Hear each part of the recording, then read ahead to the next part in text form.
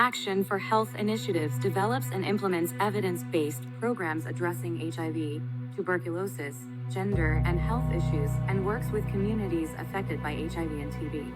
Women are a key focus of Achieve's support because they are more vulnerable to abuse, have limited access to sexual health services, and face stronger stigma, especially if they are HIV positive, persons who use drugs, sex workers, or transgender women. For 24 years, Achieve has empowered women and affected communities to build organizations, lead their projects, and deliver stigma-free services, while holding governments accountable through community-led monitoring. Once in my life, naging sex worker din ako habang nagtatrabaho ako abroad, no? Doon ko lang din napagtanto na yung mga kababaihan, lalo na ng mga kababaihang OFW, ay vulnerable doon sa pagkahawa ng HIV.